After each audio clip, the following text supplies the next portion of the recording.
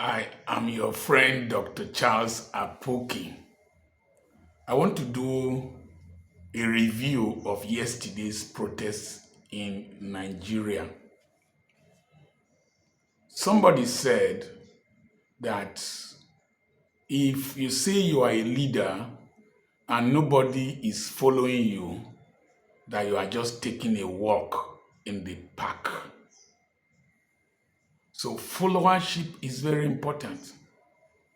Abraham Lincoln was asked how he was able to lead the Americans in a time of difficulty.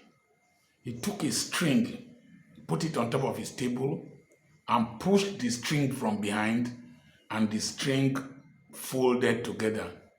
Then he pulled the string in front, and the string straightened out and followed the motion of his hand. So, several so-called leaders in Nigeria came out that they were dissociating themselves from the protests. They included National Association of Nigerian Students in Lagos. They included leaders of indigenous communities and some funny-looking people from the Niger Delta that said they were dissociating themselves from the protest.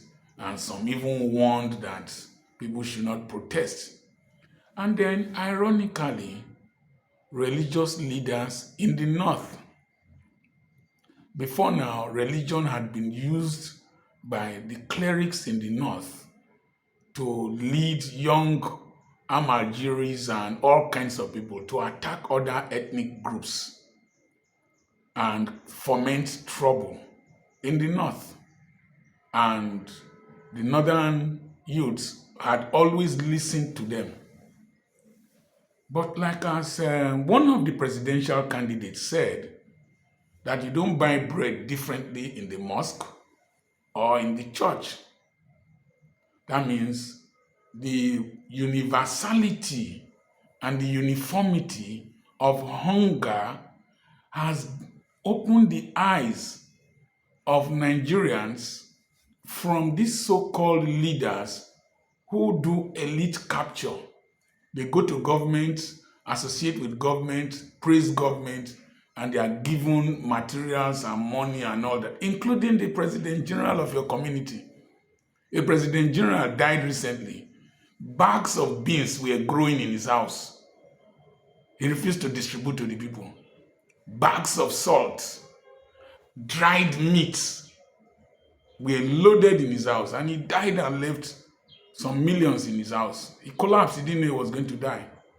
So a lot of your so-called leaders, including your religious leaders, when they go to Aso Rock, go to governor's house or whatever, they give them money and they become mute dogs.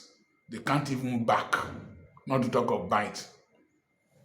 But the northern youths went to protest. I will do a further analysis on what happened.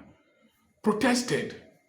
And in the Niger Delta, people didn't listen to some of these charlatans parading as leaders. But at the same time, there were some states like Akwa Ibom where protesters didn't come out because their governor is interacting with them and they are seeing the dividends of his leadership. And there were a few other states where the people responded to the plea and the reasoning that their leaders presented. So, most of you in Nigeria who think you are leaders, you are just taking a walk in the park. No person is following you.